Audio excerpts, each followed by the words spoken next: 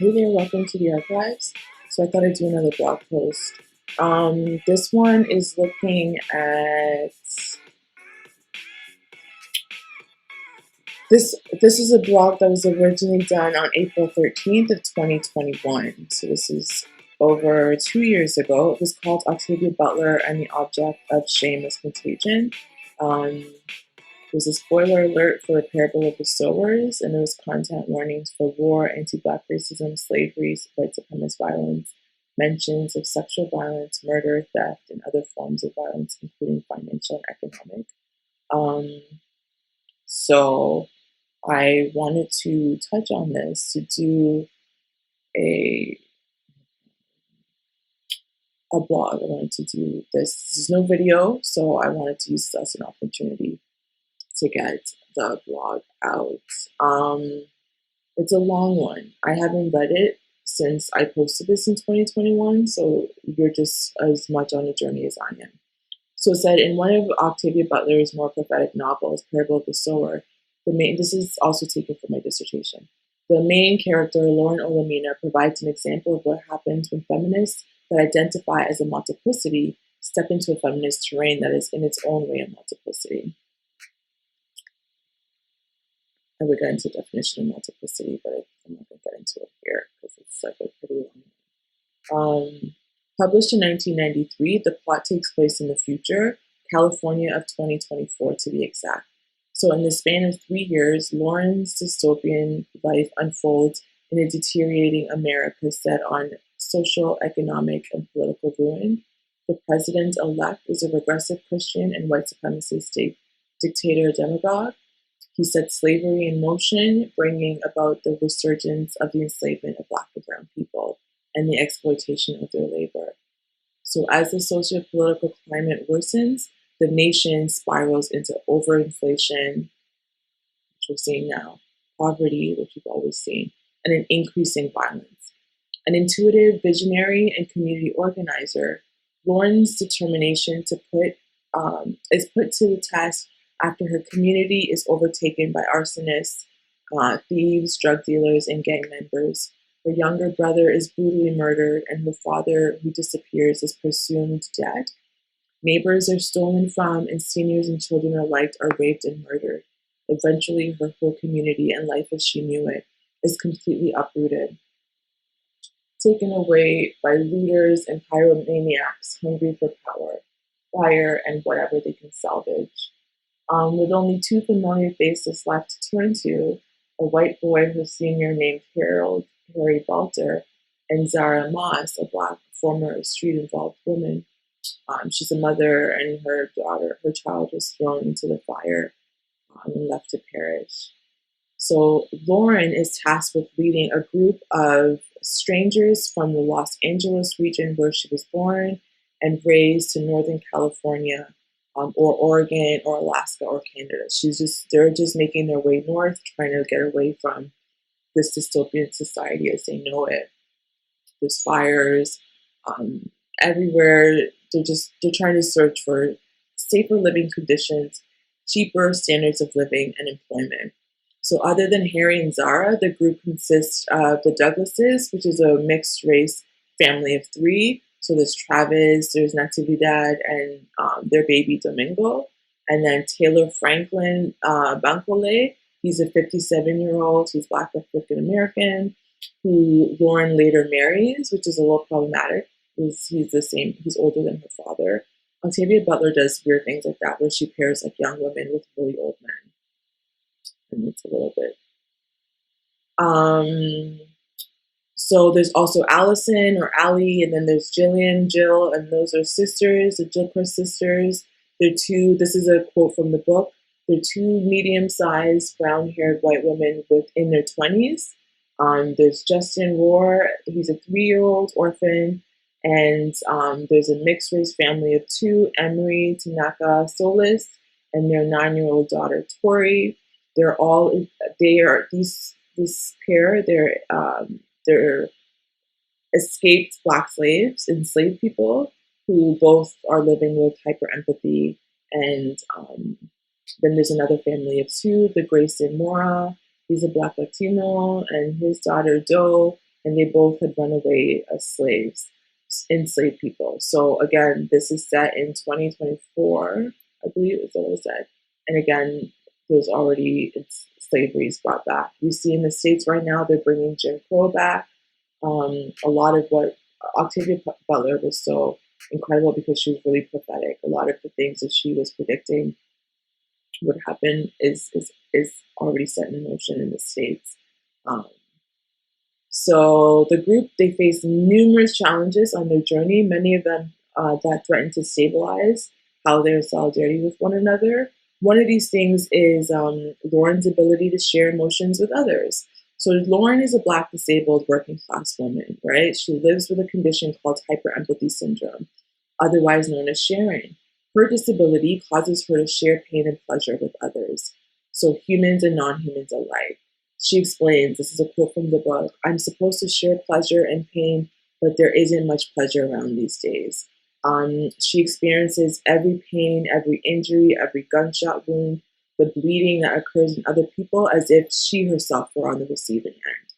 In one scene, Octavia Butler writes, this is a quote, I saw it die, I felt it die. I bit my tongue as the pain I knew it must feel became my pain. One more step and I would fall and lie in the dirt, helpless against the pain. So these are the words of tortured Lauren as she passes by a wild dog. This is a dog that's just been shot and she's feeling its pain as if it was her own pain. And so she feels a lot. She assesses, I felt the impact of the bullet as a hard, solid blow, something beyond pain. So this is her feeling someone else who's just been shot. So all to say, she really just feels a lot of different emotions. She describes, I tried to remember whether I'd been shot. I had no sense of my own body. I hurt, but I couldn't have said where or even whether the pain was mine or someone else's. The pain was intense. And so she basically is just disembodied.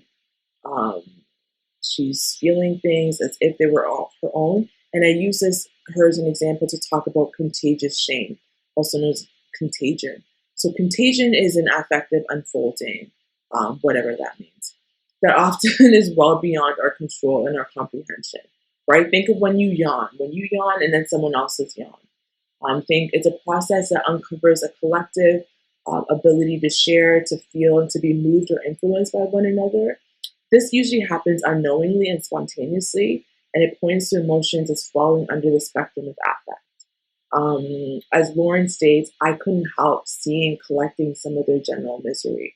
You just collect people, like all of their emotions, all of their stuff just jumps onto you as if it's your own stuff.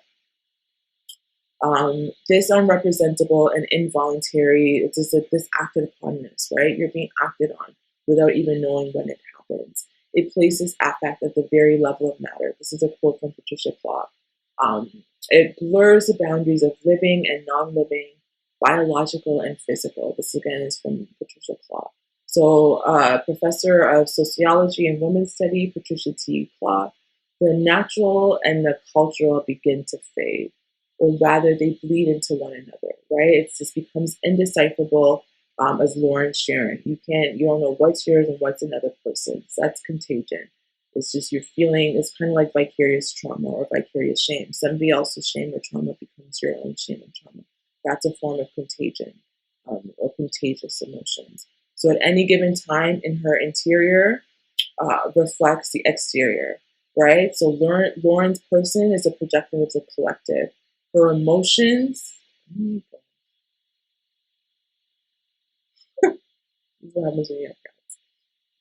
her emotions becomes a hologram of others' affective states, right? Her affectiveness is an interpretation of their emotional well-being or lack thereof. So shame also works in this way. If even the pain that we feel from shame, right? So I talk about shame as something that's really painful. It functions as this enmeshment. You just engulfed in somebody else's emotions. It's contagious energy that just circulates the environment. It can collide with our mind bodies. It gives us impression of being one with shame, like we become shame. We think we are shameful. Sometimes it causes our body to respond in ways that is really painful. So Contagion disables Lauren's ability to decipher between what is hers and what belongs to another person, right? This is an indication of the affective nature of emotions that is not personal, it's not internal, it's not even located solely in the individual mind body, right? Although emotions can seep into the mind body, Sarah Ahmed disagrees with this. I digress. So Sarah Ahmed, she draws from Judith Butler to suggest that emotions do not adhere to rigid boundaries, right? They do not decipher between the edges of in any real sense that dictates where and how they flow. Emotions cannot consciously or non-consciously establish a difference between the subject, the sign, and the environment, or where one's skin or external periphery begins. So even if emotions are not in the mind body per se, there are instances where the mind body reads them as such, right? This is an illusion that definitely shatters the binary of inside and outside. In this regard, emotions are shared communally and are contagious. And while this may be true, um, as I said, Sarah Ahmed's work explicitly also looks at how emotions don't accumulate in the body. She's really concerned about how this pathologizes the body then, right?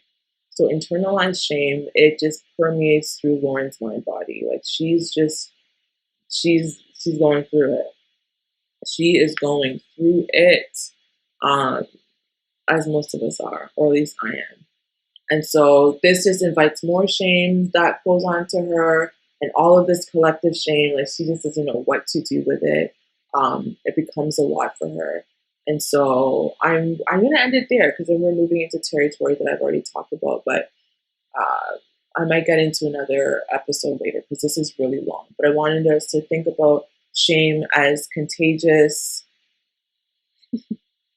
um, and how it can bounce off of other people's bodies, how it just becomes, speaking of contagious shame, Jenny's hair just became part of my sweater. So I'll end it there. I might do another video because these posts were really long. If I look at some of my old blogs, they were so long. Anyway, so that'll be it for now. I might do the rest of it in a different blog, but all to say, if you listen, thanks for listening. Take care. In solidarity. Stay safe out there because we are living in Octavia Butler's times.